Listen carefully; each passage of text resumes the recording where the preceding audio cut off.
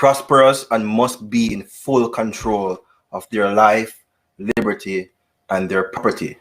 Jamaica, we must own the land that we were born on. It is important to understand that politicians are just human beings, just like you and I.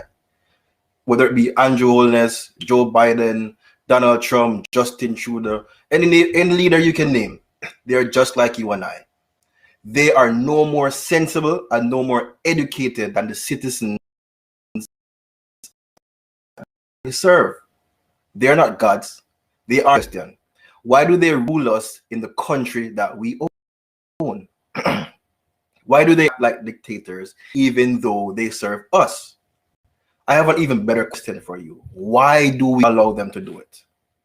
If you operate a business, you are the employer and you know how to run your business. So the employees act accordingly. If they don't, they lose their jobs. They report to you just as politicians are supposed to report to us, who are the people. This country, Jamaica, is ours. So why is it the other way around?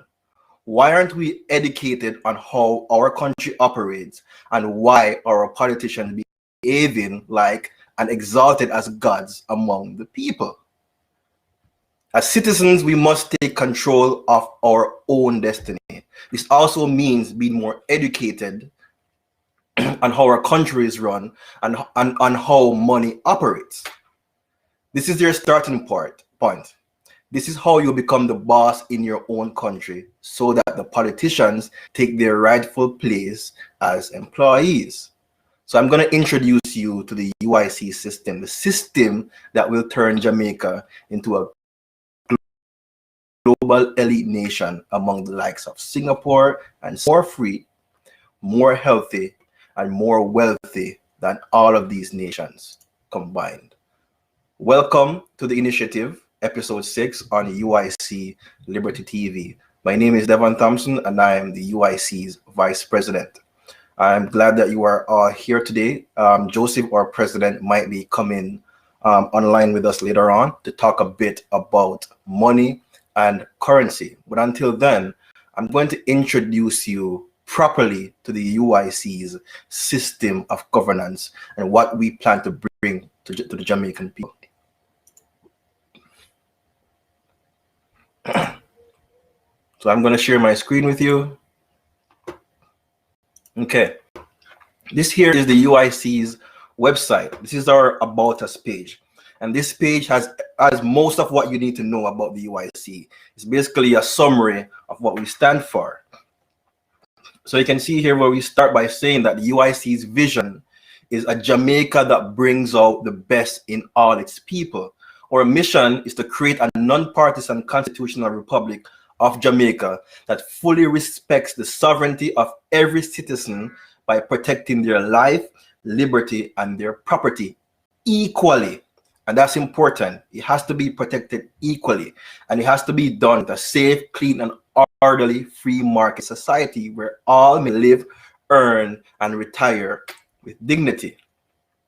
The UIC may be summed up as individual liberty and personal responsibility, as we seek to guarantee every citizen their natural right to be both free and responsible at the same time. This means equal opportunity, equal rights, and equal justice for all. The key objective of the UIC is to liberate every single citizen from the divisive and oppressive colonial system of laws, regulations, and over-taxation. These have robbed our citizens of their right to freely earn, to freely learn, earn, and trade without government coercion, overreach, and corruption getting in the way of their progress.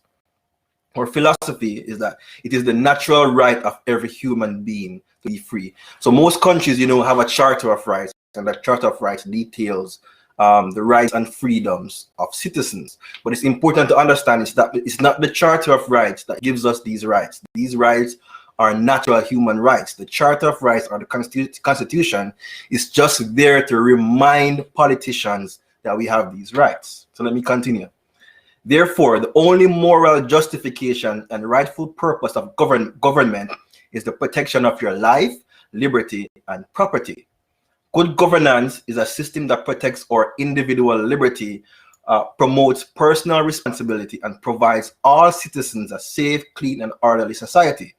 This is the sure foundation for a truly great and prosperous nation.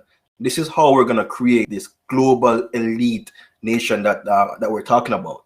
Okay, so now I spoke earlier about understanding how our system of governance work. So you have to understand everything from the Queen to the Prime Minister to Parliament, down to your members of Parliament. And this page here is basically explaining the difference between the colonial system that we have right now with the Queen and Governor General versus the non-partisan constitutional Republic of Jamaica. That's the UIC way, right? So I don't know if you can see this properly or clearly. I hope you can. Let me see. That might be better for you to see. So on the left, we have the UIC way, that's the non-partisan constitutional republic. And on the right, we have the constitutional monarchy, that's the colonial way. So the UIC system has a Jamaican head of state. The colonial system has a foreign head of state. So we say that the UIC system provides real independence to Jamaicans. And the colonial system provides fake independence. They make it seem as if Jamaica is independent when it's truly not. The UIC system says that the head of state and government is one position, but the colonial system says the head of state and government is two positions. What this is saying is that the UIC system has the president as head of state, as well as in the colonial system, you have the Queen as head of state, and then you have the Governor General and the Prime Minister or whoever it is as head of government. Okay, so our system is less costly. We're not paying any Governor General, and their system is more expensive because they're paying the Governor General, you're paying the Prime Minister, you're paying the Governor General's staff. I can't recall what it is that we pay the Governor General right now. So in the UIC system, people directly elect the president and vice presidents. In the colonial system, political parties and the Governor General decides who can be the Prime Minister of Jamaica. So in our system, the UIC system, Jamaicans have the ability to directly elect the three vice presidents in our system: the vice president of Surrey, the vice president of Middlesex, and the vice president of Cornwall, as well as the president. So Jamaicans can directly elect these people. In the colonial system, you cannot do that. The colonial system, you elect MPs, and it's the Governor General that decides who becomes Prime Minister. So we say that the power is returned to the people under our system, and under the colonial system, the power is stolen from the people. So the UIC says that the people of each parish elects independent senators, reducing corruption. In the colonial system, the two major party leader gets to appoint these puppet senators, which result in massive corruption. So the senators are the ones who review the laws that are made by the House. So think about it this way: if you have the Prime Minister and the opposition deciding who senators are, you find that you might have a lack of accountability and an increase in corruption in that system. I'm going to explain that a little bit later with a graphical representation. So in the UIC system, the president nominates subject matter experts and ministers. The Senate and the House, the Senate vets them and the House votes them in. In the colonial system, the Prime Minister appoints the MPs and senators as ministers without having to justify those appointments. So there's no accountability in the colonial system, and there's more accountability in the UIC system. So in the UIC system, again, MPs and senators are not allowed to serve as ministers of government. Under the colonial system, MP and senators are allowed to serve as ministers of government. So this reduces any conflict of interest that's within the system, because now we have subject matter experts, a doctor being the Ministry of Health, a scientist being the Minister of Energy, whatever it is, all right? Subject matter experts for each of these departments. And then the MPs are nominated in the UIC system by the constituents and not by the political party. In the colonial system, MPs are selected by party hierarchy or delegates instead of the constituents. So you don't choose in any way at all who becomes the representative of your constituency. But in the UIC system, you get to choose. You get to nominate someone. So say that you have a business person or a community leader in your area that you think would be very good to be an MP or representative for a constituency. You as a citizen can nominate that person to become your MP, but you can't do that under this colonial system that we have today. Now, under the UIC system again, we have a publicly funded election campaign for all nominated electoral candidates.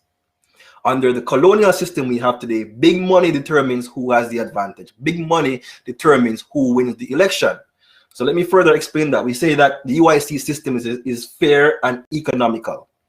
The colonial system is unfair and costly. So in the UIC system, I have a few people listening here. So if you wanted to run for MP, or you wanted to run as a senator, as a vice president, or as a president, you can do so without worrying about the money in your pocket. You can do so without worrying about where you're gonna get the money from to advertise your campaign or advertise what it is you stand for. So everybody stands on an equal footing.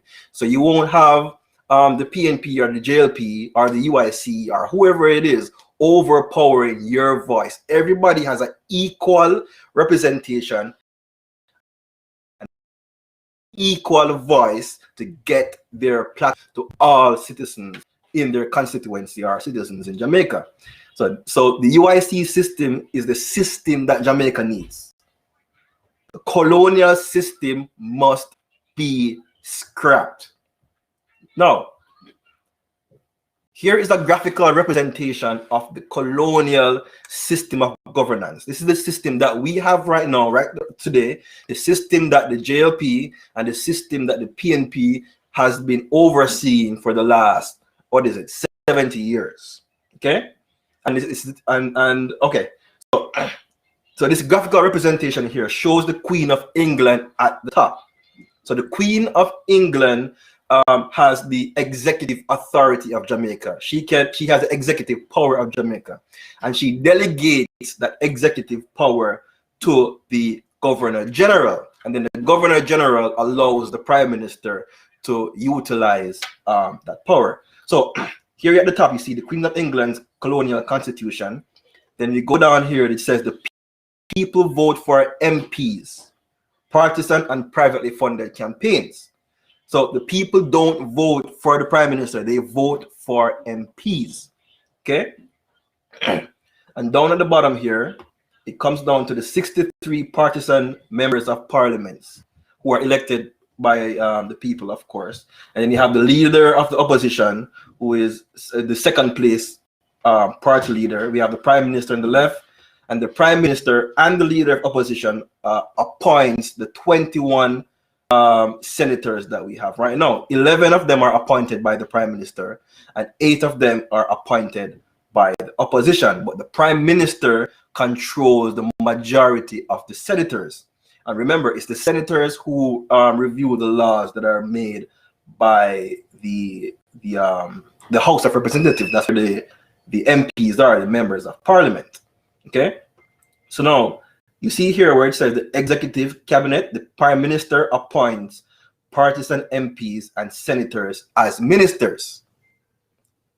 So in the UIC system, I said before that it's actually the president who's going to be appointing the subject matter experts to become ministers of government, but it's the senators who are going to be approving them and the MPs who are going to be voting them in. Now, we see here where it says the winning party controls everything, and that's the source of corruption, because on the left, the prime minister controls the majority of the Senate.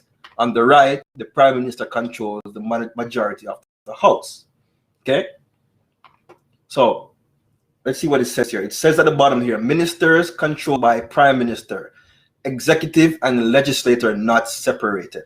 And on the right, it says the judiciary is influenced by the prime minister and is also not separated from the executive. So now you see where we have a problem here with corruption in Jamaica. This entire system here that we're looking at is a system designed to be designed this way. It's not broken.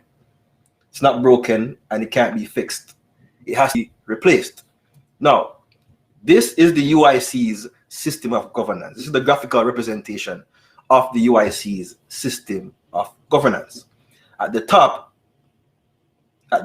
we have the UIC Constitution of Jamaica, the rule of law, instead of the Queen. Right? So now politicians have to report to the Constitution to ensure that the rule of law is being adhered to, and not the Queen of England. At the bottom, it says the people are sovereign. So we have a non-partisan, publicly funded campaign, and the politicians are directly elected by Jamaicans. We have 14 senators. We have 1 president, 3 vice presidents, 33 representatives, and these are your MPs. And the executive is the elected president with the 3 vice presidents, plus the general secretary and treasury secretary who are appointed by the president. In the old system, the executive is actually controlled by the PM, who is controlled by the governor general, who is controlled by the Queen of England. Okay? At the bottom here, it says that the MPs propose, debate, and vote on laws, and the senator vet nominees, recommend changes, as well as vote to vote on the laws. Okay, and we have the government ministries here at the bottom in the green, the government ministries that implement the laws and public policies, and the orange here is the Supreme Court judges. You're going to see that it's completely separated from the legislator. At the top here, it says the judiciary is not separated from the legislator, and the ministries are not separated. But in the UIC system, it is completely separated. Now, there's something you have to understand when it comes to the explanation of what a non-partisan constitutional republic is. In a non-partisan constitutional republic, you will have political parties. It's just that the political parties will not dominate the electoral process, because the process will allow individuals to have their voice heard at the same level as these political parties. So how do you get elected under the new system? First, the political candidates are required to pass good governance standardized tests, because it's important, not as citizens wanting to get involved in government, it's important as citizens in general to understand the basics of our governance system. Okay, so you have to pass good governance standardized tests, and the test includes civics, history, economics, maths, and communication. And then you'll be able to secure the vote commitment of a set number of nominators, and these are the people who are going to be nominating you to become MP for your constituency, and then you're going to go out and get their votes. Okay, and you receive equal paper, radio, TV, and internet publicity. So it doesn't matter how much money you have, you're going to have the same level of publicity as somebody who has $1 million or has $1 billion. Okay, and you receive equal access to public debates and discussion. Right now, in order for an individual or a political party to debate with the leader of the PNP or the leader of the JLP, you have to have won a certain amount of seats in the last election, and you have to have had a certain amount of votes in the last election, or you have to have polled, I think, above 5% in the year before the election is due. In our system, we get rid of all of that. Okay, everybody receives equal access to public debates and discussions. So these debates are going to be publicly vetted and fact-checked by qualified auditors. So, and then citizens can now vote with confidence.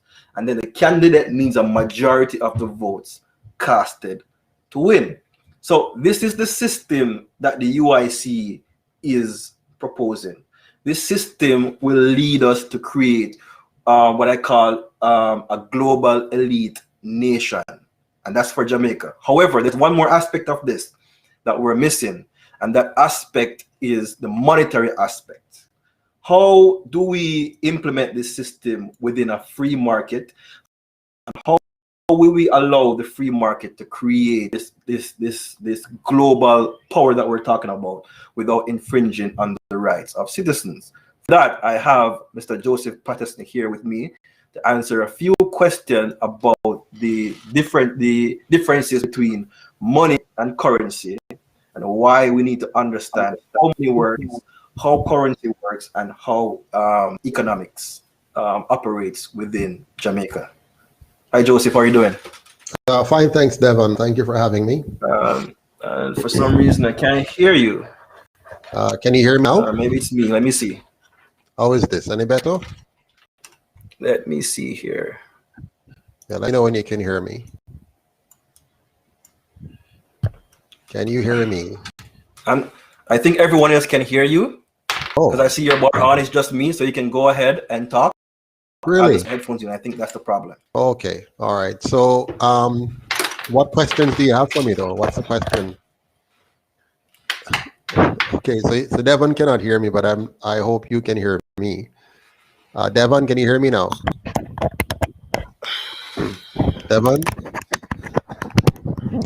Yeah, I don't want to start talking and he's not able to hear.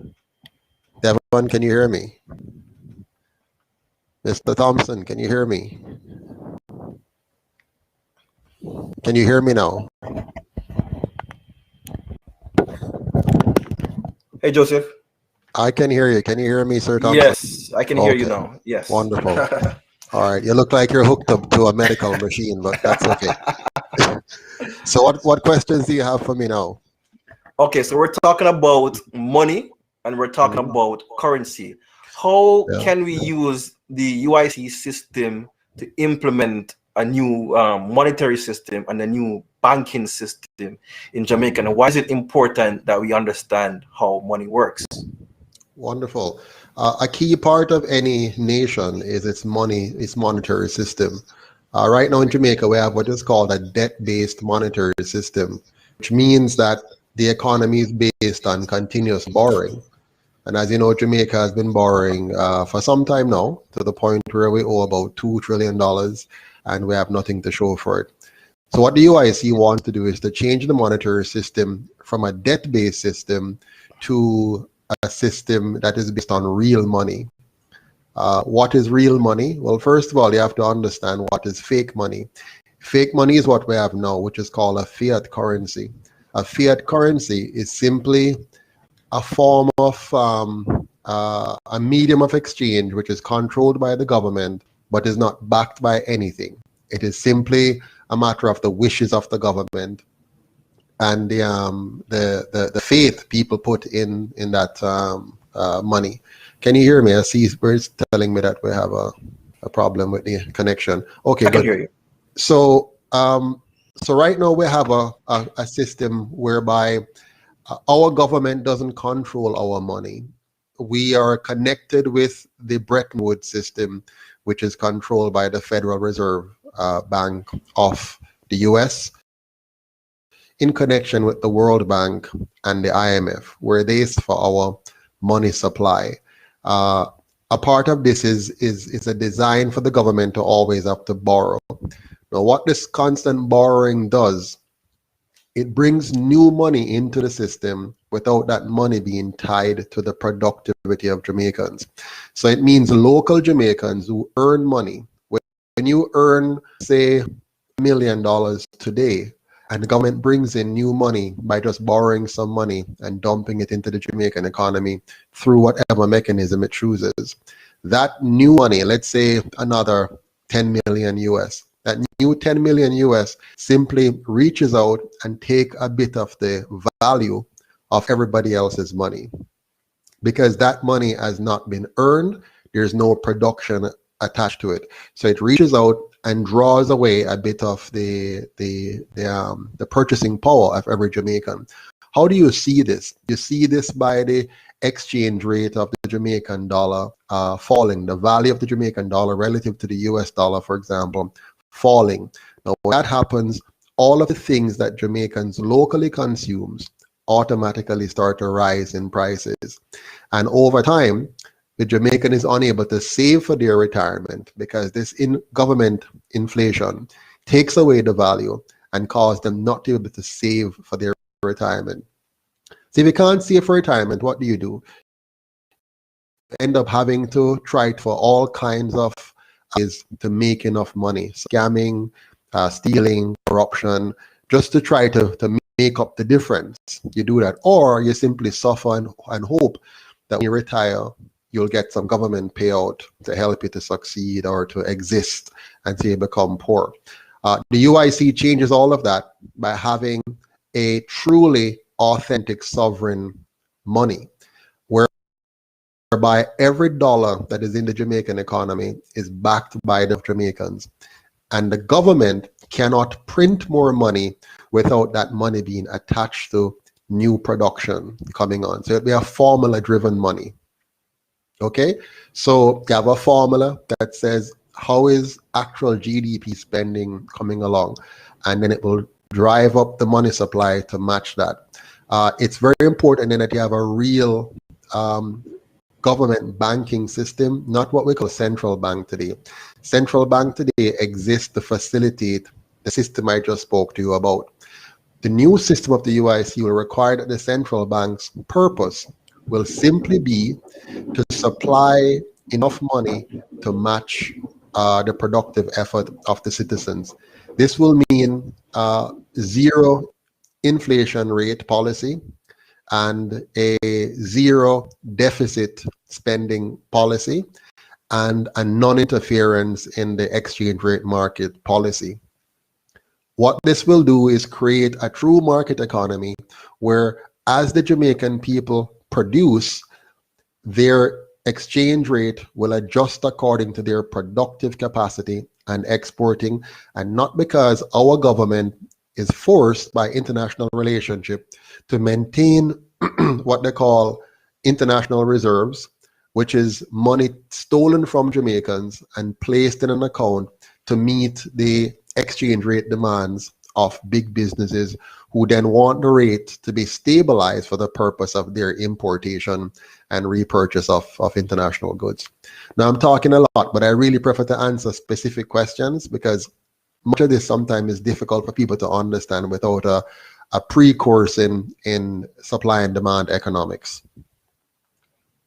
Okay, so let's bring up an example. So we're talking about the value of our monies being locked. So for example, I have $1 million in the bank. Over time, I'm losing value on that money because of government policies that create that natural inflation.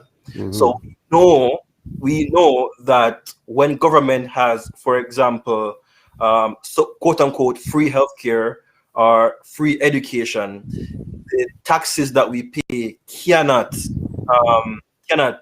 go towards those systems. It cannot maintain those systems.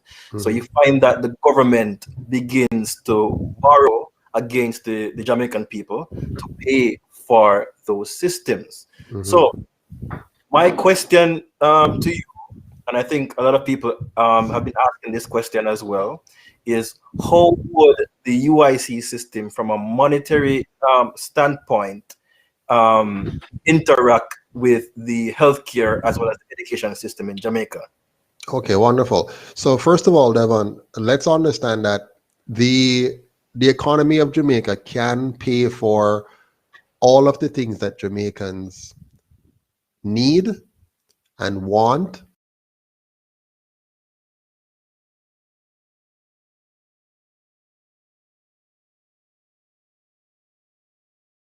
and are prepared to work and pay for.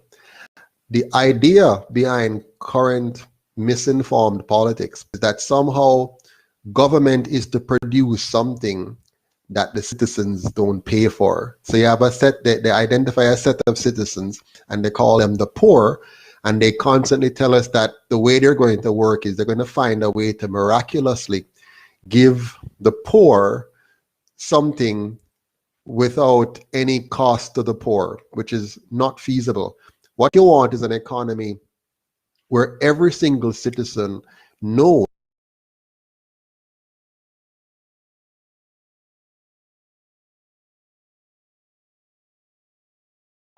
that in order for you to have education, healthcare, and housing,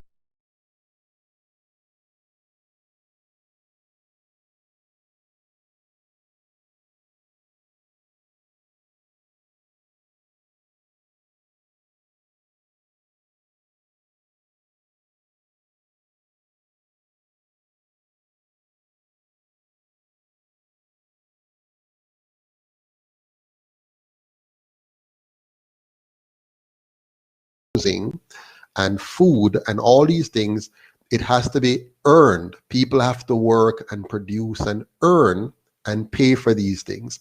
So the UIC model of education, for example, is this. Rather than saying that education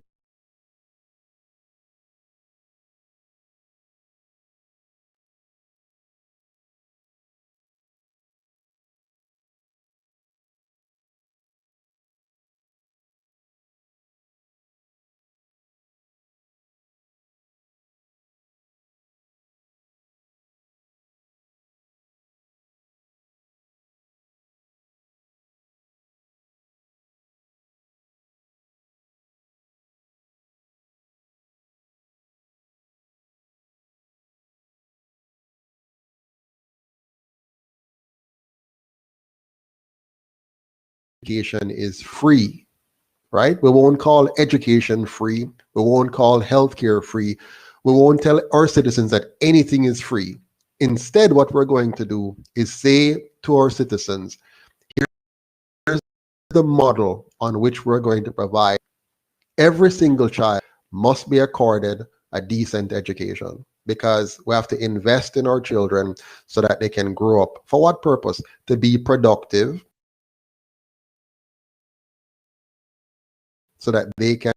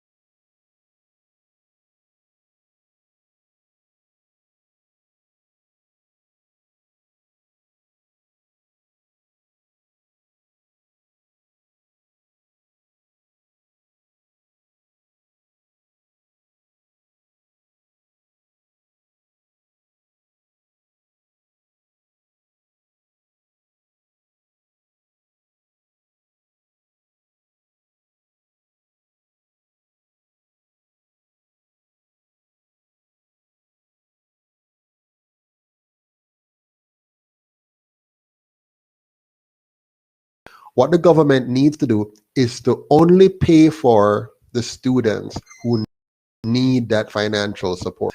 And we create a cap on the taxes so that the government doesn't continuously run inefficient programs, inefficient schooling, inefficient hospitals, and then continuously tax us more and more to try to pay for these inefficiencies. We shift to a market system which is more efficient and at the same time have targeted support for those who are truly poor and can't afford it. And you know, we see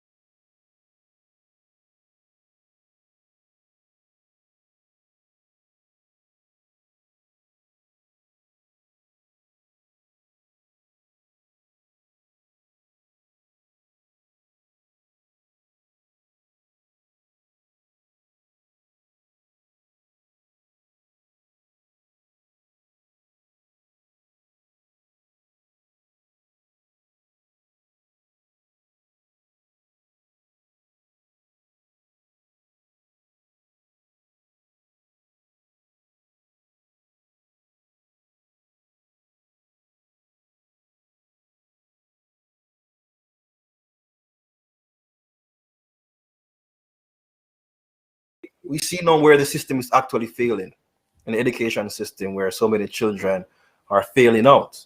And then we see in our healthcare system, last year, almost a year ago, one of Jody and Farron died on Yes. the floor in a hospital.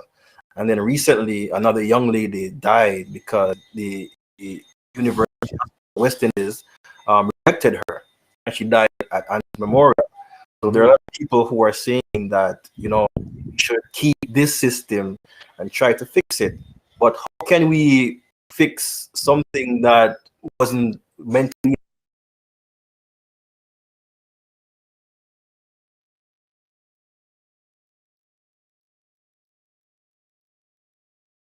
in the first place and wasn't meant to be even operational in the first place? Yeah. The problem is, Devon, which our citizens need to understand, there's a difference between public goods and private goods. Let me ask you a question. Should the government provide us food? Should the government buy our grocery for us?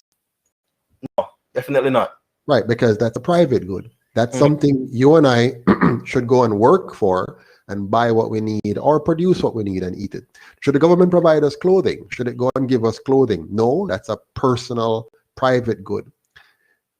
What we need to understand, education is a private good. It is something that the family is supposed to buy for the family. Healthcare is a private good. It's a product that the family is supposed to buy for the family. What are public goods? Public goods are the things we all share now. So, for example, the road. You can't have your own road, because if each of us were to build our own road, that would be untenable, impossible. We don't have enough land for that. We don't have enough money for that. So we said the road is a public good because we all have to share the road. But you and I don't have to share your health. Your health is your health. Now, when you make healthcare free and say all these things to people, what it does, it diminishes their personal responsibility. It takes away from their mind that it is their job to make sure that they eat right, exercise, and take care of their bodies so that the cost of breakdown will be less. It also takes away their responsibility of saving for future events. For example, buying health insurance. Now, when you have government programs like universal healthcare, it competes with the private care and drives up the cost of private insurance, because you have less people now going to buy private insurance and a lot of people hoping to get a free ride from the government healthcare system. Now, if you flip it around and tell everybody, teach us all, it's your job to take care of yourself. It's your job to plan for your health. It's your job to save for these expenses or to buy insurance. Then what you're going to have happening, you're going to have now no government program except what the UIC puts in, which is a minimal program to just help the most needy person who, they fall down on their luck. And more of us now will realize the value of A, taking care of our health, and B, purchasing healthcare insurance if that's what we want to do. For example, in my family, I lived in Canada for a number of years, as you know. In my entire years in Canada, I have used the health about less than 1%. Why? Very early in my life, my wife decided that we wanted to lead a healthy lifestyle. So we practice health, natural health, healing, natural healing, eating, a vegan diet, and all of these things. Now, we're not saying everybody should do that. We're saying this is our choice. Now, because we made those choices, we ended up with needing the healthcare system very, very minimally. Like when I say minimally, I mean almost like never, right? But we had to pay for that for somebody else, even though we're taking optimal health. While another person now may decide they'll break all the rules of health. They will eat anything they want, don't exercise, don't make any good choices, but they know that the government is telling them that we will be covering you. We have to change that. We need to give people a sense of personal ownership and responsibility, while at the same time having a system in place for should you break, should after you've done the best that you can, something goes wrong, there is a minimal system there to help you across the finish line. And you know, Joseph, two things. So the first one is this. I always say to people, if the government is taking a certain amount of money from the population, and a certain amount of the population is not using that system, what are they doing with the money? Because technically, if everybody in the system, in the population was in the system, then the system would be broke. There would be no money. Yes. But right now, like majority of people don't use the healthcare systems. Correct. So is it the healthcare system does not have enough money to expand or deal with capacity? For example, for the COVID-19 pandemic, it doesn't make it. It's very simple, Devon.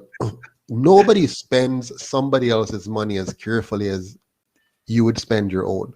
So here's the difference between public and private in anything. You see, government is only suited for taking care of things that you and I can't own for ourselves. Once you create a product of government, for a product where each of us can consume it for ourselves, you now change the economic relationship. You create artificial demands or high levels of inefficiencies. So when you go to a hospital today, a public hospital, there's no reason for the nurse and doctors to respect or care for you. Why? Because their jobs are not on the line if they treat you poorly, because it's not a private hospital. They have no vested interest to treat you like a valued customer, because one, they're overburdened. Okay, so when you make something free, the demand for it goes up. So if you say today we have free phones, and it's a good phone, like a very good, let's say a good phone, whatever it is, that's a good phone is today.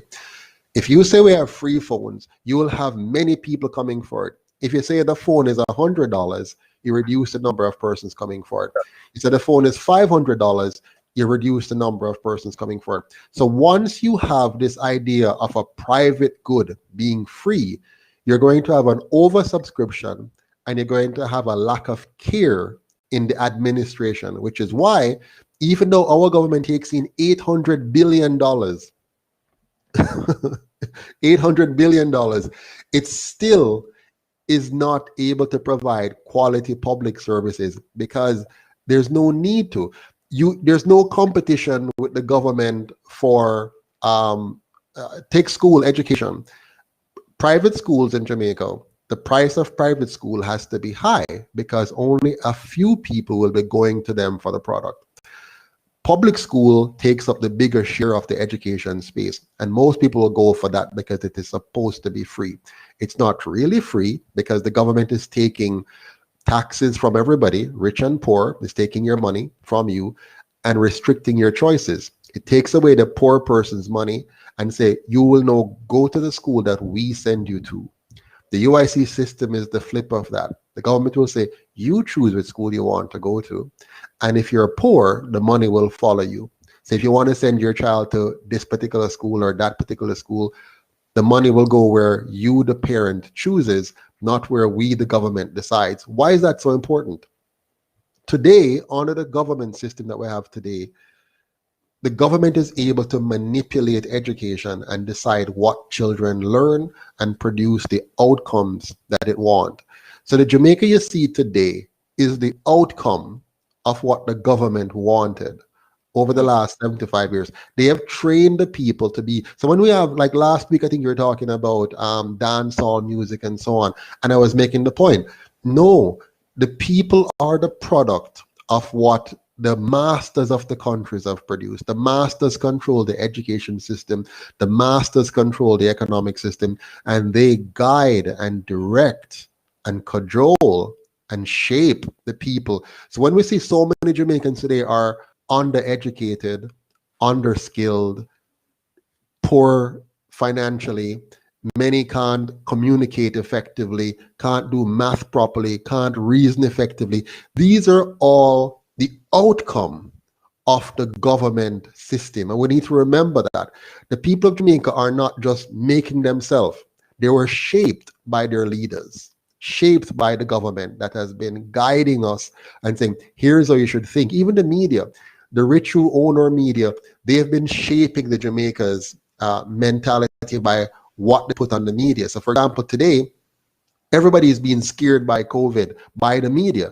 The media doesn't allow room for alternative medicine. It doesn't say, oh, here, if it's alternative, they block it and say, don't trust them. You can only trust these foreign companies that we don't know what they're doing.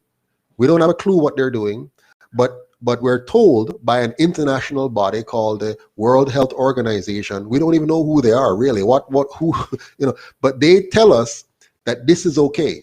Mm-hmm. And our leaders do not question it. Our leaders don't have any counterbalancing measures, nothing at all. They just take it lock, stock, and barrel and bring it to us and say, here you go, this is right for you. Just like they did with agriculture. In agriculture, they came to the farmers because they controlled farming in Jamaica. And they said, come here, farmers, here are free seeds. Now, these are GMO seeds, which are going to mess up our own indigenous seeds and compromise them, right? But the government, the politicians come and say, here are free seeds. And the farmers, not knowing what is being done to them, just take the free seeds. Then they said, here's free fertilizer. Now, these are fertilizers that are going to deplete the soil and cause the farmers to become dependent on these fertilizers and dependent on the pesticides. But it's the government that pushed these things. And when it became too expensive now for the farmers to farm because the input cost is too high, the free one was okay initially, but over time, they don't need to pay for it. They can't pay for it. And so gradually, we kill our farming. And what's happening now? Most of our food, or a lot of our food, is being imported because the government policy have killed the farmers. Now, if we had a free market, what would have happened? If we had a free market, farmers who couldn't get free seed and free fertilizer would have continued to pursue organic farming. And farmers who now have more money would go and buy, if they wanted to, buy not free, they would go and buy the bad seeds, GMO seeds, and the bad fertilizer. They would have seen the good yield initially, and then gradually the decline in their yields and the increase in their costs until they're out of business. While the organic farmer would have seen, oh, it's a good thing we never follow them. It's a good thing we never have the money to follow them. Look how my pumpkin's still doing good. Look how my and they would now be having a higher quality product, which they could then be offering on the international market. See, we have stayed clear of those pesticides and herbicides.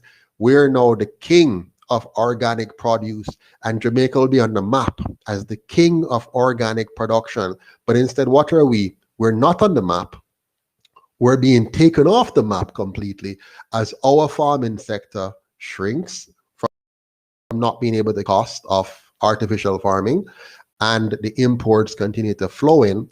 And then we have the politicians blaming the farmers, saying, oh, you need to do better, when they were the ones that came and introduced, being backed by outside forces, introduced the bad things and got us dependent and hooked on the bad things, and then blame us for it. I know I've said a lot of words, but I hope you get the gist of what I'm saying. Yeah, I get what you're saying. I know you don't have much time left. So yeah. So back to the point you made about the COVID-19 pandemic and the World Health Organization and the government. So a lot of people don't understand, why is it that doctors and nurses aren't speaking out? If something strange is going on, they don't understand why they're not speaking out. And one of the reasons why they're not speaking out is because these doctors and nurses are tied to doctors and nurse organizations. So if they open their mouth, they could lose their license. So you have to be very, very careful about the things that you're taking from media and the things that you're taking. So you make a good point, Devon. Here's what happened.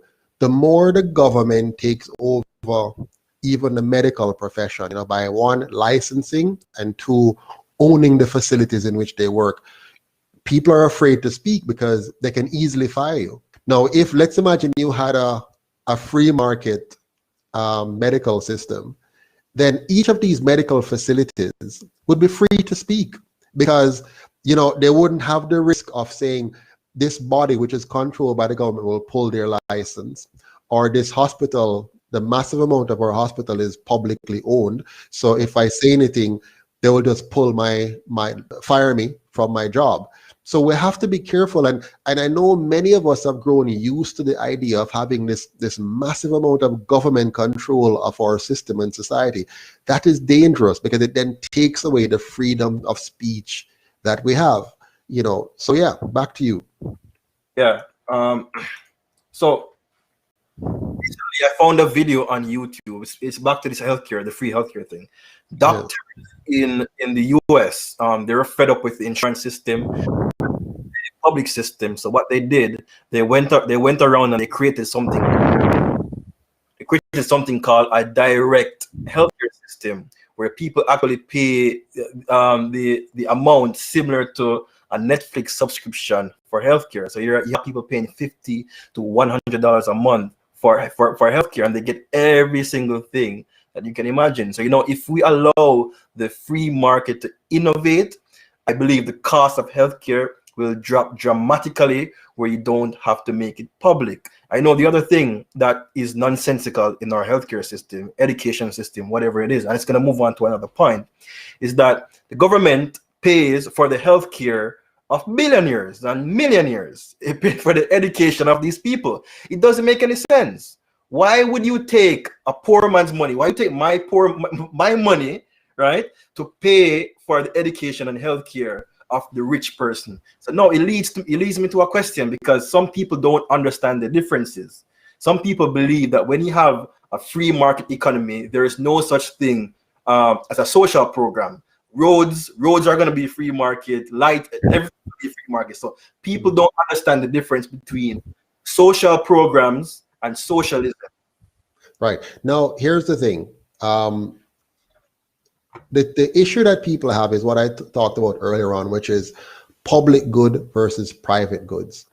In every society, you have public goods and services. So there are things that the government must do and should do, and only the government can do. And then you have private goods. Where we get mixed up is that we have drifted away from the true responsibility of government and drifted into government as a charity. What is a charity? A charity is there to deal with cases where a person wants a private good but can't afford it. So for example, I am hungry. I've lost my job. I can't earn for whatever reason, or I'm not able to earn for whatever reason. And a charity comes along and opens a soup kitchen and gives me food, right? It's my job to get my own food, but my circumstances result in me not being able to get that food. So they open a charity. Now, suppose we say the government should have taken care of that, and we take more taxes. Over time, what happens is charities get less and less and less and less and less. And the demand for government to do charity gets bigger and bigger and bigger, which leads to more pain, because the government cannot effectively administer charity. Here's why. First of all, for the government to give one bowl of soup to somebody, it needs to write a law, it needs to find an office, it needs to put in desk and chairs and air condition and papers and ink, and provide cars for the CFO and CEO. And so that one bowl of soup now, instead of costing $1.50 that the little charity would have cost for it to be, that one bowl of soup now costs $20. And for you now to give to all the people who need soup, your budget would have to become massively big. So here what they do. The people in their minds become expectant of government to do it, so more people are left to suffer, because the government can't reach all of them. And so people are left to suffer, while guess what happened? Somebody gets rich now with a job that they otherwise wouldn't have, a car that they otherwise wouldn't have from that process. Now, if we want to fix the problem, we move government into doing what it should do. Suppose government made Jamaica very safe, Devon. Suppose government made Jamaica very, very safe. It means many more people can run a small business and hire somebody because they're safe. They can now, like, for example, when I go to my farm and look, I have to fret every day that somebody will go there and thief all my pumpkins, them, and my plant. Just like how the other day they went and stole my goats. No, I bought my goats, I raise them, I feed them, I create pen for them and all of that, and pay somebody to care for them. Then somebody just goes and steal it. Suppose more people didn't have to worry about that. They could raise more goats, raise more chicken, and so less people will be in need of charity.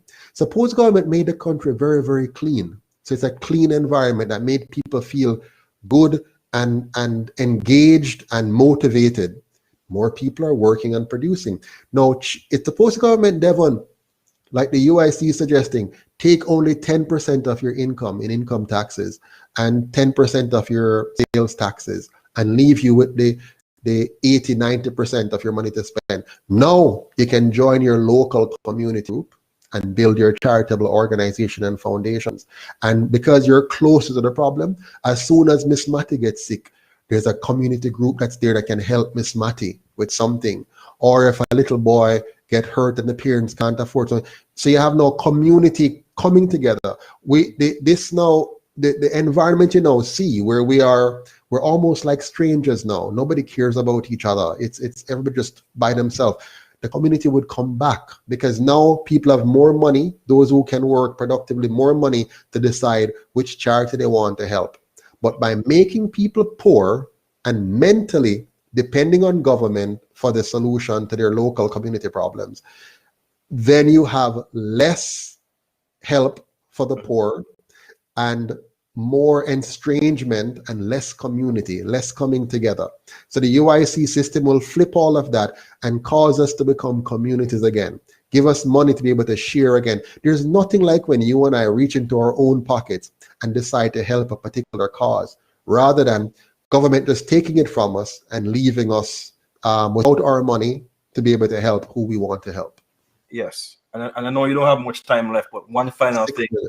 So so the title of the show is, Can Jamaica Become a Global Elite Nation under that free market economy system that we're talking about? And the answer, yes, the answer is yes, right? And here's why. Here's why, Devon. We're not just talking about a free market. What you explained earlier, you showed us a model of governance that ensures proper checks and balances with the people, the individual being sovereign at the top, not a queen anymore, a governor general, but the individual is being made supreme.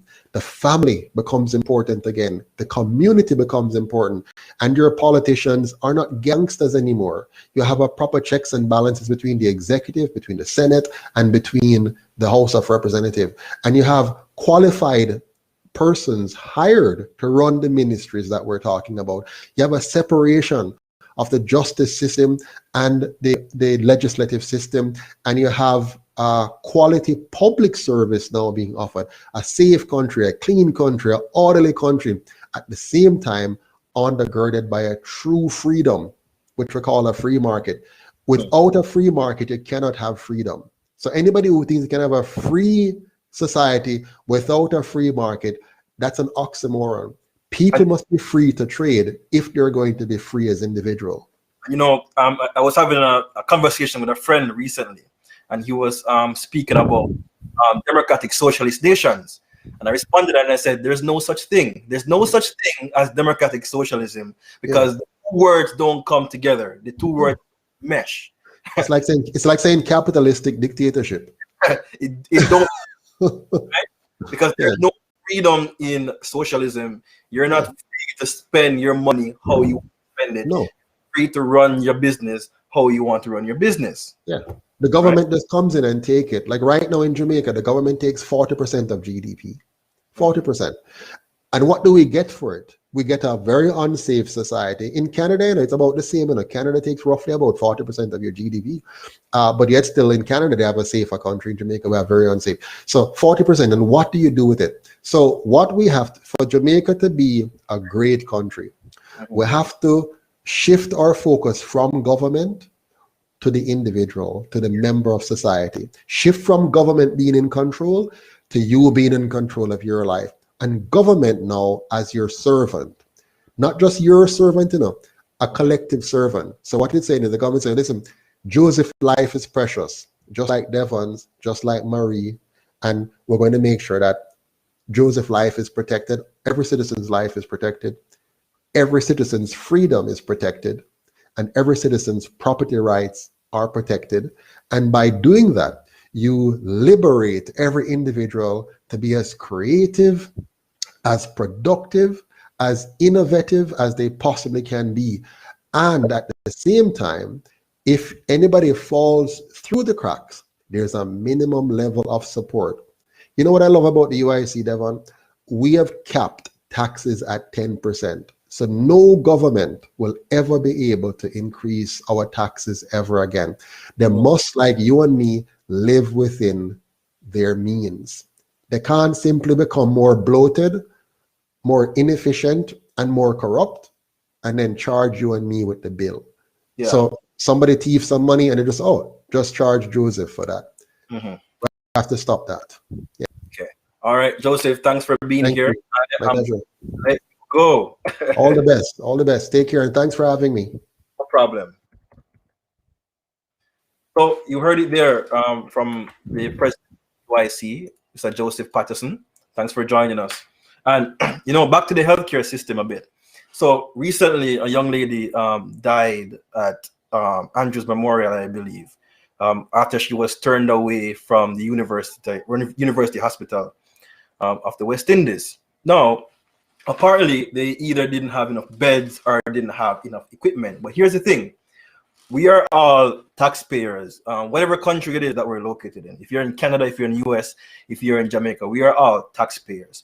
When we pay our money into a system, whether it be a private system or a public system, we expect to get top level services. Now, it is expected that if we're paying tax into the public health care system, that we receive like amazing service, right? So this young lady, when she went to the University Hospital of the West Indies, her tax dollars should have saved her life because she paid for the service that she was going to the hospital to get. Yes, the University Hospital of the West Indies is a public-owned hospital. So is the Kingston Public Hospital. They're all public-owned hospitals. So the University Hospital of the West Indies does get some of its profit from private fees, but it's subsidized up to, I believe, 70 to 80%, right? So when you go to the hospital to get life-saving treatment, you should get it. There should not be any excuses. Oh, we don't have any money. No, it doesn't work. Oh, we don't have any beds. Oh, we don't have any asthma pumps. It doesn't work. If I pay for something, I expect to get it, right? And if you're going to tell me that the government is doing the best that it can, then I don't disagree. I don't agree with that because that's a complete lie. And if it is doing the best that it can, we have to scrap the system. If this is the best that the government can offer in education and in health, we have to scrap that system and replace it with a system by the people for the people. And we're talking about a free market system right here. So you have to understand, some people say, okay, oh, JLP, PNP, government, Canada, whatever it is, we want you to fix the economy. It's important to understand that government cannot fix the economy. They can destroy it, sure, but they can't fix it. The only people that can fix the economy is you and I. It's us as individuals, as free individuals in the market. When I start a business and I employ 50 people, it is me that is producing and giving back to the economy, not the government. The government cannot produce. The government cannot spur the economy. If it does, it's artificial. And what you're gonna find happen is that your currency is gonna be devalued and the money in your bank is gonna be devalued. Which is why the UIC says that the government of Jamaica or any government should be limited to the equal protection of life, liberty, and property. And when I say limited, we tell the government what it can do, and we tell the government what it can't do. Because if you tell the government what it cannot do without telling the government what it can, the government will go outside of its bounds. The US Constitution was the first great experiment on liberty, on freedom, but it failed. And the reason why the US Constitution failed is because it told the government what it can't do, but it did not tell the government what it can do. So you have to limit the power of government. Otherwise, it will keep going outside the bounds of its roles and responsibilities. And that's what the UIC system does.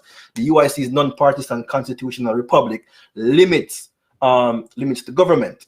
Okay, and we talk about freedom. We say that the life, liberty, and property of citizens must be protected equally. Is that so today in the system that we have? Is that so? In the Jamaican Constitution right now, it says that all Jamaicans have a right to life, liberty, and security of the person, right? Unfortunately, it's not equal. For example, with we have multiple cases that can prove that. One of the biggest cases is the X6 incident, where he killed a young high school student from Kingston College. I used to go to Kingston College too. My ring is right here, right? So a case like that, because the shooter had the wealth that he has, he was able to breeze through the justice system. Politicians are able to breathe through the justice system. But if you're poor, if you don't have access to resources, the justice system will hammer you. It will destroy you.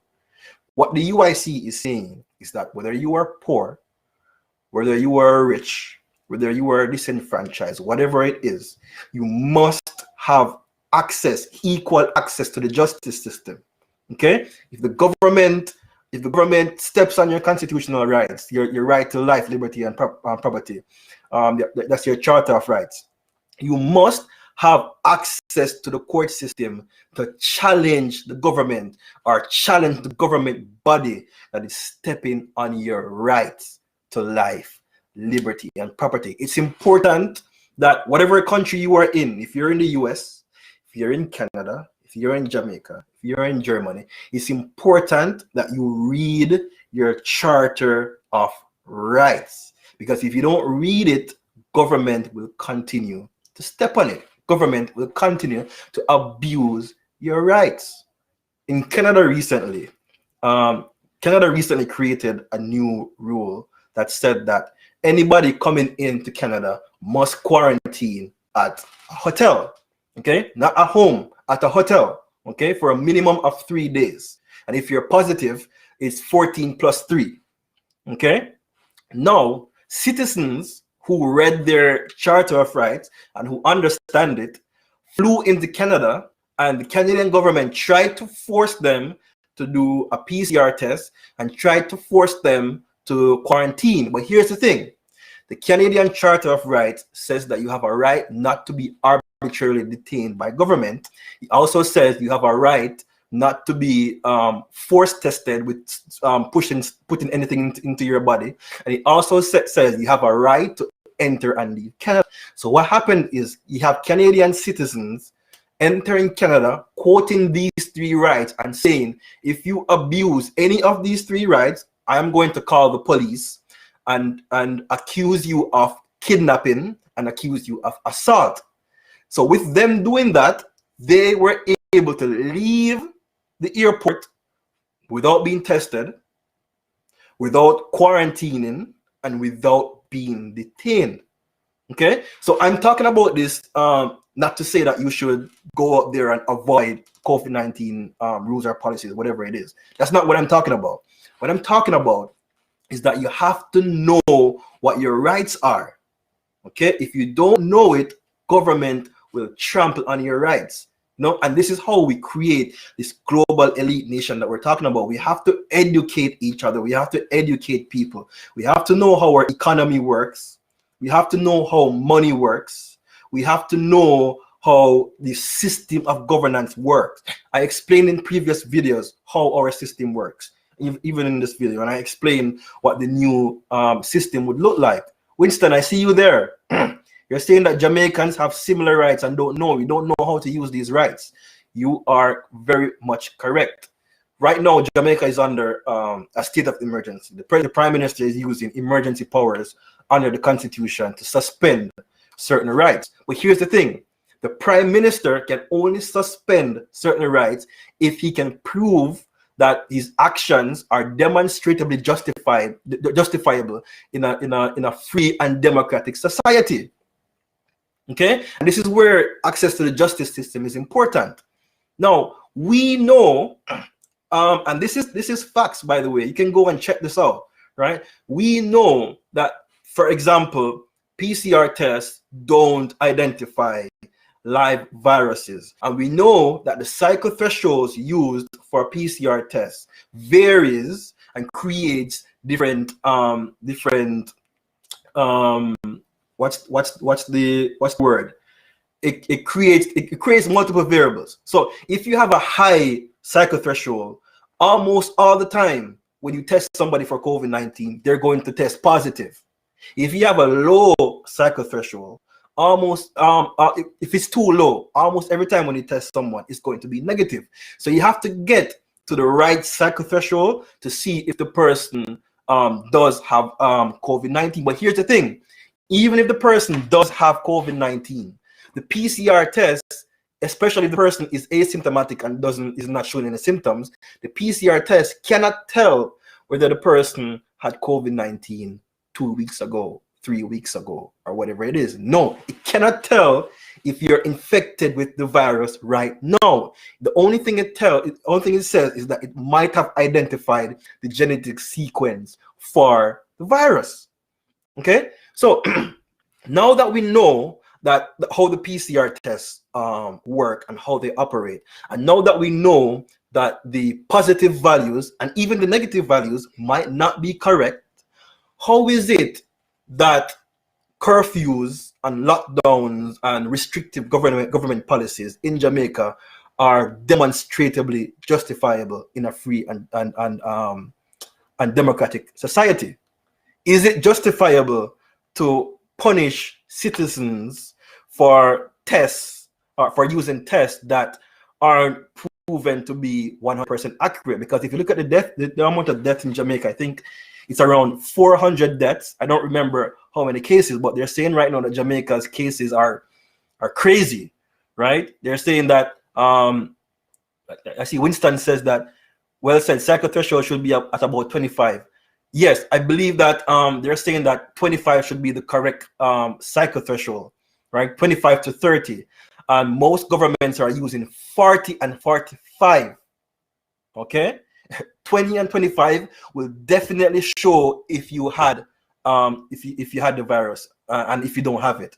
But if you use 40 and 45, it cannot in any way at all determine if you have COVID-19 right now. It cannot. Okay, so our positive cases in Jamaica might not be correct. And here's the thing: the lockdowns and the curfews and all that stuff, they are not because of the positive cases. The positive cases could go to 1 billion. Well, it can't go to 1 billion in Jamaica. We have 3 billion population. I said the positive cases go to 1 million in Jamaica, right? But the death rate remains the same, for argument's sake. Okay? The lockdowns and the curfews aren't a result of the COVID-19 cases. They are a result of the healthcare system being over capacity. They are afraid that the healthcare system might fail. That is the reason for the lockdowns and the curfews and the government policies, not COVID-19. Their reason is because they're afraid the healthcare system will fail. Is that a good enough reason in a free and justifiable democratic society to restrict the rights of Jamaicans? Wouldn't it be better for the Jamaicans to use the billions of dollars it's wasting? Listen, Jamaica loses $750 million US per year due to corruption, and Jamaica is spending millions more on vaccines. Wouldn't it make more sense to use that money to fund the so-called public healthcare system to ensure that capacity is there to manage COVID-19 patients? Wouldn't that make more sense than shutting down the economy and destroying people's life because you're afraid that the healthcare system will fail? Is that reasonable? And the answer is no, which is why so many people across the world are taking governments to court, because governments have admitted that COVID-19 cases are not the reason for the lockdowns, the curfews, and the restrictive government policies. They have confirmed that. They've confirmed this is the hospital. And this is why people are winning cases in their own Supreme Courts. I wonder if we understand what I say. Let me see what these comments are saying. So Winston says here, it's fraud. The Andrew Holness-led government is afraid people will know the truth of their deception. They are making us afraid for that and crime fighting. No, it's not. So it's 3.2 billion Jamaican dollar on this mess. Okay, and then Cernet is saying, how can something fail that was not there in the first place? The healthcare system had failed. Your career, Cernet, it's not funny. It's not funny, but I have to laugh. Yeah, you're right, right? How can it fail when it never operated in the first place? How, right? The healthcare system failed a long time ago, and that is why enough Jamaicans are leaving Jamaica, you know, because they're afraid that if they end up in an accident, a car accident, fire truck don't have no jaws of life. Okay, them shot the ambulance. By the time the ambulance reach you pass away. If the ambulance, even if the fire truck even do have jaws of life and cut you to the car, even if the ambulance do show up and pick you up, you reach at the hospital, them turn away because them not have no bed, or them don't have the equipment necessary to save your life. This has been happening for years and years and years and years and years, and there has been no change. So, Cernet, how can we expect for there to be change today? Earlier in the video, I said that politicians are humans, just like you and I. Okay, why is it that we put politicians on these pedestals to become quote unquote dictators over our lives? Right? Are they more knowledgeable than you and I? What does the Prime Minister know more about things versus you, Winston, versus you, Cernet? I see Camille here, right? Are they more knowledgeable than you and I? Can we not have access to the same knowledge that they have access to? So why do we put them in such power to dictate our lives? Why do we not funnel that power back down to the citizens so that we can use our own education, our own knowledge to protect and defend ourselves? We think that Prime Minister Andrew Holness or Minister of Health can manage a healthcare system. Our Minister of Health is a doctor, but he's not a medical doctor. He's not a medical doctor. He's not a subject matter expert.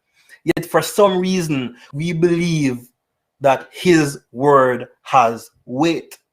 I remember I said it earlier before, you know, doctors are afraid to speak. They are afraid to talk because if they talk, they lose their licenses. If they speak out, they lose their job. Somebody said, they always make fun of people and say, oh, how is it that somebody's controlling all the doctors in the world and all doctors in the world are saying and doing the same thing? It is entirely possible because all the government system is set up. You have government, then you have ministry, okay? And then under ministry, you have the different branches who govern the licenses of doctors. Why on earth would a doctor speak out against the system that employs them and the system that controls their contracts? I see Winston is saying the UIC will take this government to court because God-given and rights are sacred to us. The Paulette Elizabeth Ingram. Hi, Paulette. How are you doing? So Paulette says the healthcare system must do better. They need to build more medical facilities to care for the people of Jamaica. Paulette, here's the thing. Jamaica cannot afford to manage the healthcare system that we have right now, much less to build another one. The country cannot afford it. And it's not because the country is poor, you know. That's not the reason. Canada can't afford its healthcare system either. The United States of America, they cannot afford their healthcare system. Their systems are so expensive that the tax system cannot pay for it. So you know what they do? They take out loans. Okay, they take out loans to fund the healthcare system, and then our taxes now go towards financing those loans, paying down those loans, right? And whenever government takes out loans and don't pay it back, because they take out loans at interest, right, and don't pay it back, what you find is that the money that we have in the bank is devalued. That's how we get inflation, and that's how the Jamaican dollar keeps being devalued. Okay, so Paulette, there is no amount of medical facilities that we can build to fix the system in Jamaica, because Jamaica can't afford it. The best thing that we can do is slowly, of course, transition over to a free market system where citizens, where doctors, nurses, etc., can create or start their own mini healthcare facilities and offer services to Jamaica competitively. One of the reasons why it's so expensive and people can't afford it is because it's not competitive. So you can go ahead and start your own medical facility in Jamaica right now, but is it competitive, right?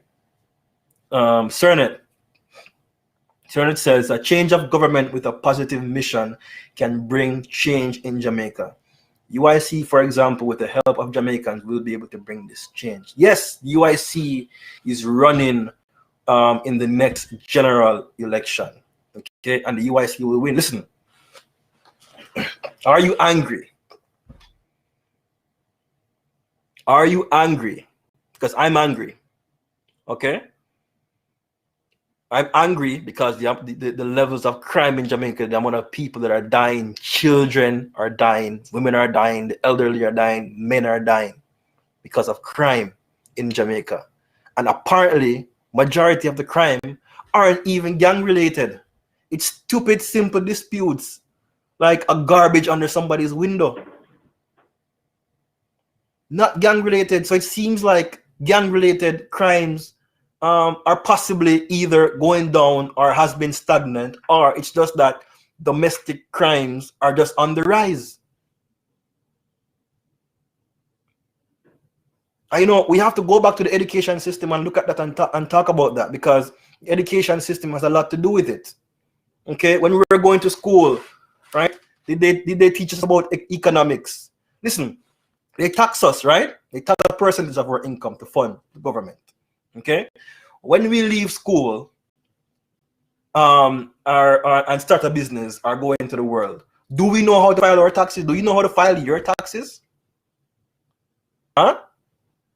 Them not teach we, none of them something there. Them not teach we how to be a citizen. Them just spit you out just like that for go on business. Them not teach you how to be a citizen of Jamaica. Them not teach you how to do taxes. Them not teach you how to understand economics. Them not teach you none of them something there. Right? You not have no psychologists in the school them for talk to the youth them and say, hey, listen, I know that many of you grow up in abusive homes. Many of you are on the streets and seeing death and seeing violence. Listen, lots of children in Jamaica experience these things, and lots of you here right now listening to this might have experienced it too. As a youth going to school, right? Me have it in my head say, yo, when everybody start run, me have to run too, because me know say somebody I rap somebody or somebody I kill somebody. It normalized, right? Violence is normalized. High school youth walk up and down with a ratchet, with knife. It normalized, right? What kind of country we have to live in for high school pitney after you walk with a weapon for defend themselves? What kind? You angry? Because me angry, I am pissed off and I am mad. Of course, when I was in high school, me never know no better, right? Many of us in high school never know no better. Seeing? But now I'm looking into it. I travel, I go Canada, I go US, I'm see I'm see on TV how high school kids in these first world countries are how they're behaving, right? Them like them not after run from thief or come from school Them not have to hide them phone and afraid to somebody rob them a road. Them not have to take off them chain or take off them ring or take off them watch and just bear, just uniform. Can't wear the latest. Remember one time, Jansport was the thing. You wear Jansport. The man them cut the Jansport off of your back. Cut it off of your back. Your school bag. Throw out your school book them and gone with the Jansport. Sew it up back and sell it. I them think them he grew up in a. Is that okay? Looking back to it, I am pissed off. I wasn't supposed to grow up in an environment like that. What kind of environment that for grow up in a? And it get worse today. It is much worse. And we need a psychologist in our school them for talk to the youth them and break the cycle. That Winston Wright said a while ago. Break the cycle. Because we have a psychological issue in Jamaica. We have a lot of mad people in a clean clothes. Okay? We have mental issues ravaging our nation, ravaging Jamaicans. But we're not doing anything about it. We're using force, not service. We're using force to attack the issue. We should be using service. Okay? A few years ago, I was driving in Britain, Portmore, right? And a bus hit a car at the JUTC building across from the Texaco gas station at Portmore, Britain. And like the bus turned over and fell on top of the car, right? There was a father and a son in that vehicle. I have the video still because some people were videoing it. It's on YouTube, right? People were trying to push the bus off of the car because there was some leeway to push it off. So people were trying to push off the bus off of the car. I was there too. All of it there, lots of people there trying to help these two gentlemen get them out of the car. 1 hour past them still in the car, we hear them a cry. You know how painful that is? Listen to two men crying in one car, dying, want help, and 1 hour pass and fire truck, an ambulance can't reach. When the fire truck reach, you know what them say to it? Them not have no jaws of life, and them not have no equipment to lift the bus off of the car. The men were in that car crying, father and son, crying. The firemen were there walking around, hands like this. We don't know what to do. There's nothing I can do. We don't have no equipment. Right? Ambulance show up. Ambulance can't do nothing either. What ambulance can do if they can't reach the people? Ambulance can't do nothing. Police show up. Police can't do nothing. So you know what happened? The father and the son died in that car. They died because the fire truck did not have the resources needed to save the life of that taxpayer. That taxpayer who paid money into the system. You angry yet? Because me angry. Very, very angry. I've been angry for a very long time. I used to work at Kingston Container Terminal as an equipment operator. I have an old high school friend.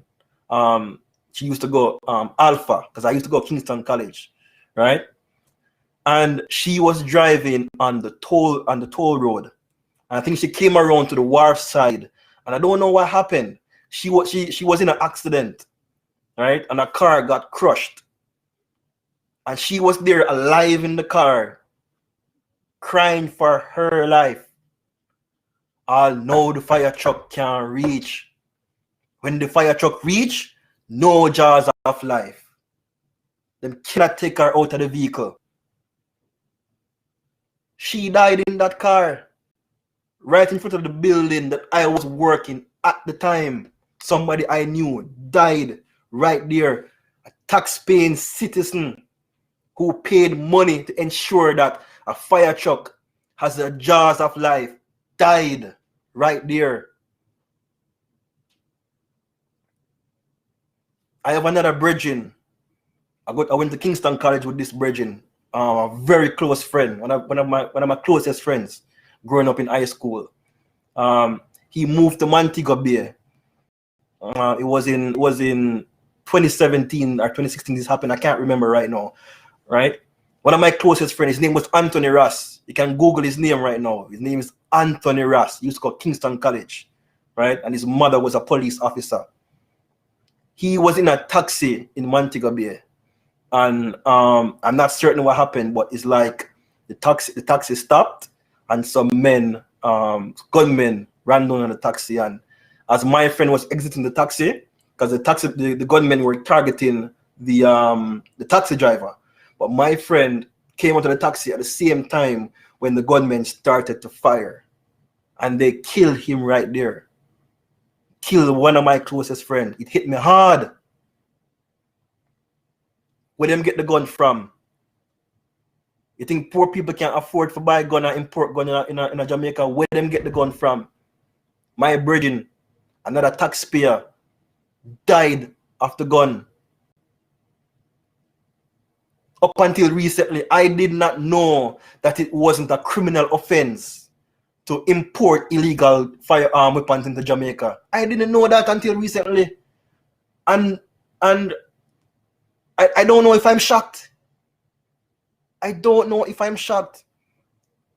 Because if somebody from Florida send a barrel full of weapons or a container full of weapons to Jamaica, the government of Jamaica cannot arrest the person who sent it and cannot arrest the person who's supposed to receive it, charge them with a criminal offense for importing the fire. Them can probably give them a ticket, right? A fine, and pay a fine. If they can't pay the fine, them spend 4 months in a prison. But it is not a criminal. I don't want a felony. I don't want a criminal offense. That's why you find they keep doing it over and over and over and over again. And you always wonder why nobody's getting arrested.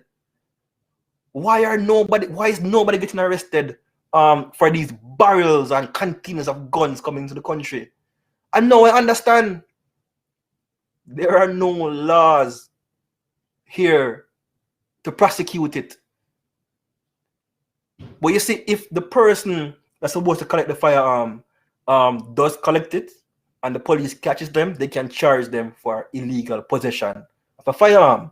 But so long as the gun is not in their hand, you can't charge them. A year apart, when my brethren died, there was an incident in downtown Kingston, where a 3-year-old, I think it's a 2 or 3-year-old, they killed a 2-3-year-old execution style. You angry yet? They took the gun, put the gun point blank at this 3-year-old's head and fired it and killed a 3-year-old. You angry yet? Because I am angry. And it is this anger that's allowing me to do this video right now. And why I joined the UIC and why I lent the UIC my help, my services, my expertise. And why the UIC has to win the next general election. Because I'm tired of this. I'm tired of it. I see a video the other day with a lady, come on, it was a Jamaica Gleaner video. And she was talking about her son. Her son was maybe I think 10-year-old or something like that. He was playing football. He was in Waltham area. Was playing football, and some man drive by and start fire shot, and the little boy died. Like listening to the mother, you feel like, I don't know, you feel the pain when I feel. Do Jamaicans feel this pain? When a mother lose them child, when a father lose them child, when somebody lose them brother, them sister, them mother, you feel that pain there? Because I feel it every single day, and I'm tired. I'm tired. Listening to everything that's going on, it affects my mental health in a brethren. It affects it. And these are things we need to deal with and get under control if Jamaica is to be a better place. If Jamaica is to become that global elite nation that we're talking about. Let me see like what Paulette is saying right here. Because talking about it, me kind of like me heated right now. Me heated, trust me. So Paulette says, I have a pet peeve. We the people need to take back our power from the government system. They only can help us to a point. We the people are responsible for the change to change. It has to start at home. Paulette, you are correct. It is up to every single individual. It's up to you and I to implement this change. The thought that government is the answer is wrong. Government isn't the answer. We are the answer, the people, the individual. We are the answer, brethren. The only thing we need is for government to get out of the way and to have common sense laws. You know, a common sense law that importing illegal firearms into the country should be a criminal offense. We're supposed to extradite people from the US to come answer for crimes of Jamaica. What kind of madness? Jamaica is a real place? Is it a real place? We cannot extradite somebody from the US or from Colombia or from wherever it is where they want to import the weapon. We cannot extradite them to Jamaica and charge them with a criminal offense. We cannot do it because it's not illegal. Can you believe it? Sernet says, but it's a criminal offense to not to wear a mask or practice social distances. Something is really wrong with the government. I am angry as well, Bridget. Very, very angry. And steaming right now because, as I said before, our children in Jamaica are experiencing things that they shouldn't have to experience. You shouldn't have to run from thief. You shouldn't have to have a knife to defend yourself. You shouldn't have to run up and down on the streets while school are going, or wipe down windshield. You shouldn't have to suffer through abuse, having nobody to report it to. You shouldn't have to look upon abuse every single day. Like, why?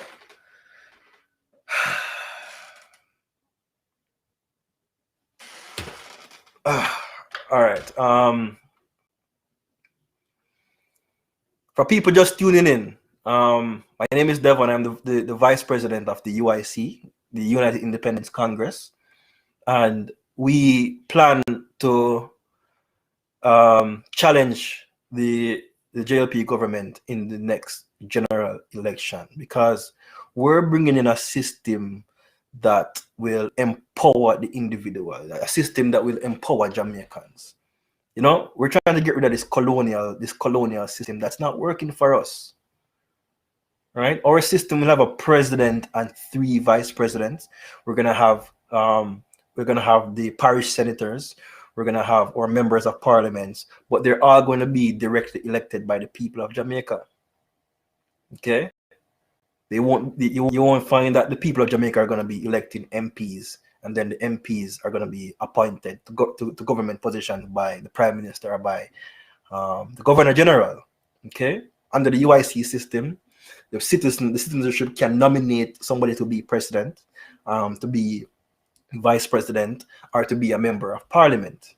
Okay, and then once you nominate this person to become a public official or politician, then they can vote for that person in a general election, and these people will have equal access to media in the campaign. So you won't find that a political party or individual who has more money than one will get more of the attention. Okay, they all have the same ability or the same access to debate in government elections. Right? Yeah, I'm kind of like talking about this anytime I talk about some of the issues facing Jamaica, like the healthcare system with people dying, and crime with people dying, and corruption. I get very emotional, and I do get very angry talking about it. It does shake me up a little bit, you know. I see Winston Wright saying something here. Jaws of life on the open market is $7,000 US, just over $1 million Jamaican dollar. And Jamaica lost 738 million USD to corruption each year. Let's do the math. Jamaica loses 738 million US dollar every year due to corruption. And Winston just posted a link. And I like when people do this. Post the link and post information. Because then we can click on the link and then we can know that it's true. So 738 million divided by 7065. So Jamaica, with the $738 million them lose last year due to corruption, could have bought 104,000 jars of life. 104,000 jars of life. How many fire trucks them can buy? How many hospital bed them can buy? Upon Bustamante Hospital for children. Them not stop beg. Beg. My beg people to help them. But yet the Bustamante Hospital for Children is a public institution owned by the government. And the government can't find no money to expand Bustamante Hospital for Children. Can't find no money for add beds. You're not angry. You're not angry. Me not think you're not angry. Because if you need angry like me, if you need pissed off like me, you know would have out there and you act. You will be holding the government accountable and tell them, say, yo, no, this can't work. We're done. We're tired of this. If you're angry like me, you'd have joined the UIC. If you're angry like me, you'd have start your own political party. If you're angry like me, you'd have become an independent independent candidate in the election. Or you'd have find one support them. If you're angry like me, you would have never support JLP and PNP, the people who oversee the system that's been destroying the lives and killing so many Jamaican people. Who at University Hospital of West Indies has been charged with medical criminal negligence for the amount of people that have died as a result of negligence in the healthcare system. How many? Not a single one. We never hear about a doctor or a nurse or one of them public institutions here I get charged for negligence. Never have I ever. And of them people here someone to support. Virgin, you're angry like me. I'm not think you're angry like me. Winston post something more. One, a used fire truck is $250,000. So 738 million divided by $250,000. Jamaica could have buy 295 fire truck with the amount of money it lose every year due to corruption. Listen, you see this 738 million US dollar? A life, you know? It is life and death. Because for the government to bleed so much money that could be used, that it could be using to protect life in Jamaica. That's why so many of us are dying, you know. We are dying because of this $738 million and everything tied to it. That's why we are dying. That's why the young lady died at the university hospital recently. That's why Jody and Ferran died. While at Andrew's Memorial. That's why so many others died in our healthcare system because of this 738 million US dollar that the government is losing every single year. We could have buy 295 ambulance and how much thousands of jars of life and how much thousands of hospital bed. How much Winston, how much the government recently said that they're spending on the public defender. Is it the public defender or is it the prosecutor? Is it 300 and something million? Somebody please remind me. How much millions of dollars is the government of Jamaica spending right now on the prosecutor's office? Is it at 30 million or 300 million? I cannot remember, right? But I think it's $300 million. See, for renovate. To renovate. Somebody please fact check me. Is it $300 million? I don't want to spread misinformation. Fact check me, please. How much money is the government of Jamaica spending right now? Spending right now on the prosecutors building? Nobody. But anyway, this amount of money that they're spending in the Virgin could go towards them quote unquote public healthcare system. But here we go on. Here's the thing. Even if the government had that $738 million, or even if they invested that 300 million Jamaican dollars, so the 738 million is USD, the 300 million Jamaican dollar, if they had that money and invested it into the healthcare system, the money still wastes because you don't have the accountability, and chances are the amount of money that the government is going to spend to use the money to fix the hospital system might be more than the cost of the hospital system,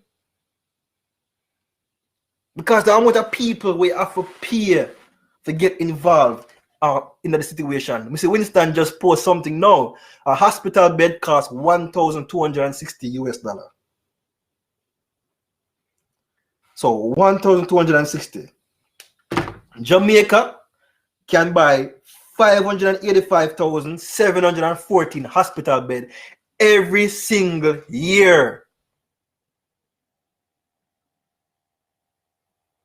And you gotta tell me, say, you gotta look at me and tell me, say, the government is doing the best it can. That is ridiculous. It is completely ridiculous. It is not doing the best it can. Because it is bleeding money, left, right, and center money that could be used to save lives. Save lives of car accident victims. Oh, Jesus Christ. Sorry for calling the Lord name in vain, but Winston just fact-checked me a while ago. The office of the Director of Public Prosecutor is to be renovated and expanded at a cost over $626 million. Jesus. 626 million Jamaican dollars to renovate the office of the director's building.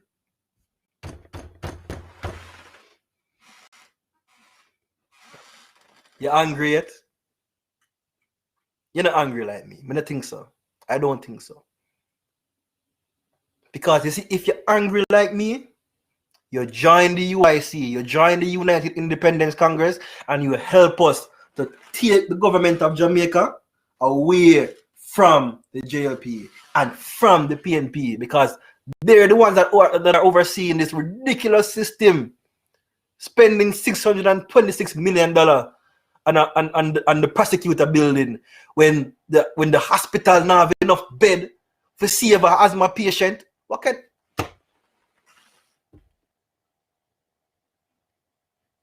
Jamaica? It is time to stand up.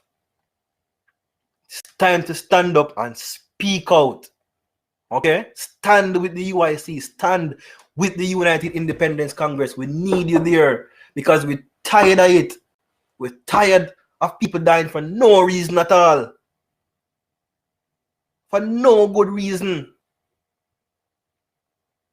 To add to the fact that parts of Jamaica is a war zone.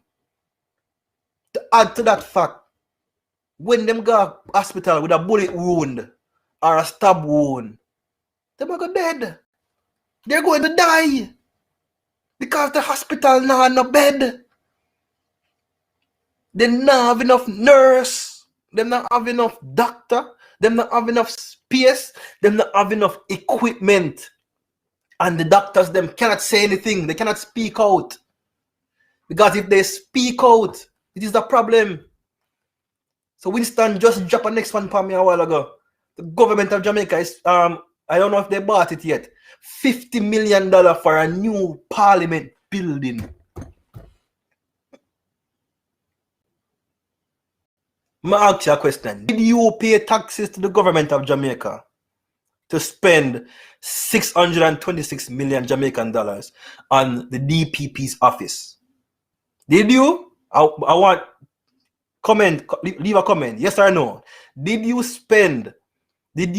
pay taxes for the government of Jamaica to spend $626 million on the renovations of the DPP's office? Did you pay taxes so the government could spend $50 million on a new parliament building instead of the healthcare system, the fire truck, the ambulance, the jaws of life, the education system, our security apparatus?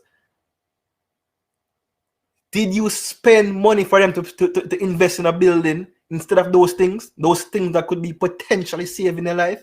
That's why so much people run from Jamaica, you know. They run. They not run because you cannot be economically successful in Jamaica. Of course you can. Jamaica. Listen, there are so many opportunities in Jamaica. You wouldn't believe it. You would not believe it. But you see, because of the lack of access to healthcare and the dangers when it comes to crime and corruption and extortion, people run, brethren. Run like thief. But you can't wrong them. Can you wrong them? Can you wrong people from running from a system like that? I guarantee you that if the healthcare system is doing what it's supposed to be doing, and if the security apparatus or Ministry of Health or JDF or JCF is doing what they're supposed to be doing, for economic systems doing what it's supposed to be doing, our education system is doing what it's supposed to be doing, people wouldn't be running leave Jamaica. In fact, people will be running to Jamaica, and then we will have visa for Americans and visa for Canadians and visa for the British. And say, if you don't want to come to Jamaica, you don't need a visa. If you don't want to come to Jamaica to work, you need a work visa.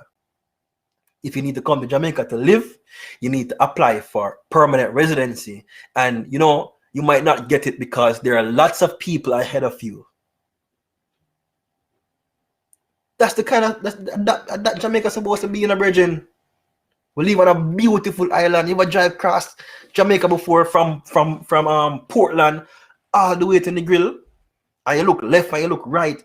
Or if you drive on the north coast, what a beautiful island. You think people want to Canada and not to US in a snow or freeze? You think some people like that? Some people there in New York or work 3-4 jobs. You think them like it? Them not like it. But them have to run because them know say them have a better chance of living and succeeding. Which part of them they are work a slave over 4 or 5 jobs than if them they are Jamaica. Because some of them are leave from serious situations, you know. Paulette, let's see what Paulette is saying. My family member left Jamaica to get help in the United States because the Jamaican healthcare system has failed so many. So we the people must do something about it. There is enough rich people in Jamaica, and the ones who live overseas, who left Jamaica and live in a lavish lifestyle, can do better to help. Paulette, I agree with you. But here's the thing: Jamaicans living abroad are not required to help. They are not required to help. Sure, it would be nice. You know, it would be nice to donate to some charities. You know, it would be nice to influence the politics of Jamaicans towards the positive. For example, donating to the UIC, joining the UIC as a diaspora member, a member of the diaspora, right, and helping the UIC to make Jamaica a better place. Many have joined the JLP and the PNP. Many in the diaspora have joined the JLP and the PNP with the intention of helping Jamaica. But unfortunately, the JLP and the PNP has failed them over and over and over again. So them tired, bridging, them tired Paulette. Them don't know what to do. They don't know what to do anymore. Like, they give up. Like, what more can I do? What more can we do? What more can they do?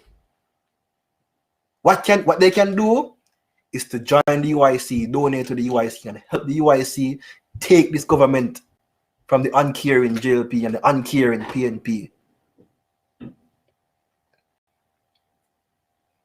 Kevin says 50 people die per day from cardiovascular related illnesses. How many people are dying per day due to COVID-19? Can somebody answer me? What is it, like 3, 4, 5? Kevin, that stat that he gave me, is that in Jamaica or is that in the US? Kevin said, what a day would it be if foreigners needed visa to come to Jamaica? That more I say, Kevin. That more I say. Get a visa to come to Jamaica. Okay? Winston Wright says, all the government members go Miami, New York, and London for healthcare, so they need to fix healthcare. The prime minister kids go to school in the US, so you know education here is crappy. They're not invested in fixing the problem. I am, because I choose to keep my kids here. I have to fix this. Winston says, yeah. Winston, right in the comment section that you see right now, is one of the vice presidents for the United Independence Congress. He's there, right there in Jamaica, you know. Using his time away from his family to help the UIC, to bring in this system to help Jamaicans. Winston is not there to enrich himself and engage in a corruption. You see, if the UIC or members of the UIC wanted to engage in corruption or wanted to enrich themselves, then would have joined the JLP and the PNP. Anybody who wants to go into politics to enrich themselves, you join the JLP and the PNP, and you will be rich. Okay? But when you join the UIC, don't expect none of that, because the UIC is about stamping out corruption. We don't play favorites. You want to come to us as a corporate donor and say, hey, UIC, I'm going to donate to you. I'm going to donate 50 million US dollars to you. Only if you create this policy that favors my business. The UIC is rejecting that 50 million US dollars. We don't want it. We don't want it. Because we're not in this to enrich ourselves or in this to engage in corruption. We don't want it. But you see, if you're going to give us that $50 million to say, hey, UIC, I want you to use this money, win the election, and then when you win, you create a fair, free market so that every individual and every business has equal opportunity to succeed. Bring the 50 million US dollar, come on, we will take it. And we will win the election, and we will create a true free economy, a real new Jamaica, a non-partisan constitutional republic of Jamaica. Right? Politicians in Jamaica send them kids and family members to hospital in Miami, send them kids to school in US, and all them places that when them sick. But we stuck with this murderous healthcare system. Yes, it is murderous. What happened to that young lady that had asthma? That is negligent homicide. Murder, negligent homicide, and somebody needs to go to jail for that. Kevin said the healthcare system is in need of a burn unit. So we don't even have a burn unit. One person died from COVID every 1 to 3 days. Is that in Jamaica, Kevin? See, Jamaica don't have a burn unit. I say Winston did post somewhere earlier, but I don't see it. Let me see. Anyway, Jamaica, are you angry? Are you as angry as I am? If you are, you go to www.uicjamaica.com right now. I'm going to show you. Okay? I am going to show you. I'm going to pop it up right now, and I'm going to show you what to do. All right?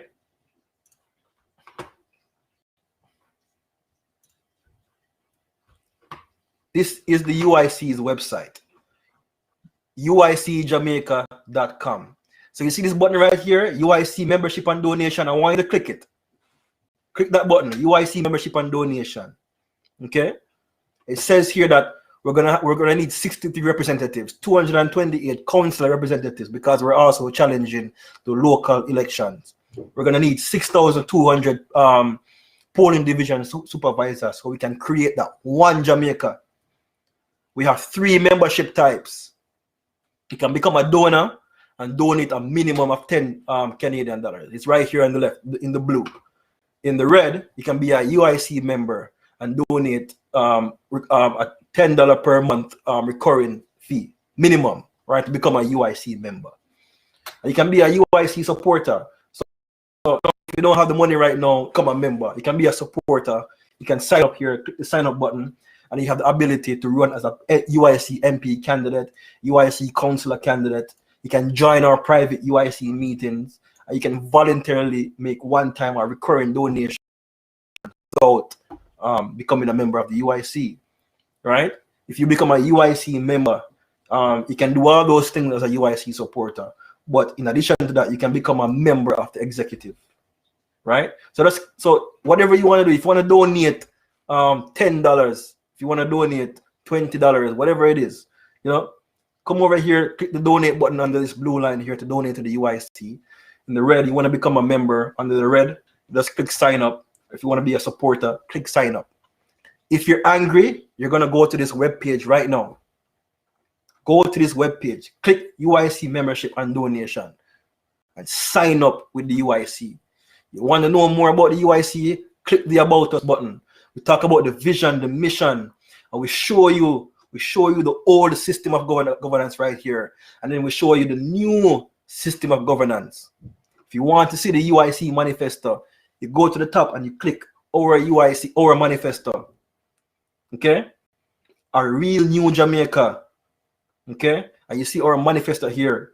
You scroll down, you see different aspects of it, and look at the future of Jamaica. All right, at the bottom here, we talk about a representative government, a non-partisan constitutional republic. Right, we're counting down to the days of the election, when the election is due.